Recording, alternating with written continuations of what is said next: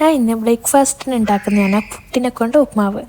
ഞാൻ ഫസ്റ്റായിട്ട് ട്രൈ ചെയ്ത് നോക്കുന്നതാണ്. അപ്പോൾ എങ്ങനെയുണ്ടെന്ന് ഞാൻ ലാസ്റ്റ് പറഞ്ഞുതരേ. അപ്പോൾ നമുക്ക് തുടങ്ങാം. ആദ്യം തന്നെ ഒരു പാൻ എടുത്ത് അതിലേക്ക് കുറച്ച് വെളിച്ചെണ്ണ ചേർത്ത് കൊടുക്കാം.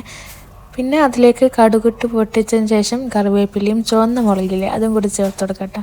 പിന്നെ ഒരു ഉള്ളി ചെറുതായിട്ട് അരിഞ്ഞതും അങ്ങനത്തെ ഒരു തക്കാളി ചെറുതായിട്ട് അരിഞ്ഞതും 2 പച്ചമുളകും ഇത്തിരി ഇഞ്ചിയും കൂടി ചേർത്തിട്ട് നല്ലോണം വഴറ്റി കൊടുക്കുക. എന്നിട്ട് ഉപ്പ് ഇട്ടിട്ട് അവിടെ അടച്ച് വെച്ചതിന് ശേഷം കുറച്ച് കഴിഞ്ഞിട്ട് നമുക്ക് തുറന്ന് നോക്കുമ്പോൾ നല്ലോണം വഴറ്റിന് വന്നിട്ടുണ്ട്.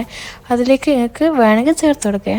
കുറച്ച് മുളക് പൊടിയും 1 സ്പൂൺ മഞ്ഞൾപ്പൊടിയും കൂടി ചേർത്തിട്ട് അതും നല്ലോണം പച്ചമണം മാറുന്നത് വരെ വഴറ്റി കൊടുത്തതിന് ശേഷം ഒരു മുട്ടയാണ് ഇതിലേക്ക് ഉടച്ച് വരുന്നത്. ഒരു മുട്ടയും കൂടി ഉടച്ച് വരുന്നിട്ട് ഇതിലേക്ക് നല്ലോണം ഇളക്കി കൊടുത്തതിന് ശേഷം നമുക്ക് ആ പുട്ട് ഇതിലേക്ക് ചേർത്ത് കൊടുക്കാം കേട്ടോ. നല്ലോണം ഇതാക്കിയിട്ട് വേണം ചേർത്ത് കൊടുക്കാൻ.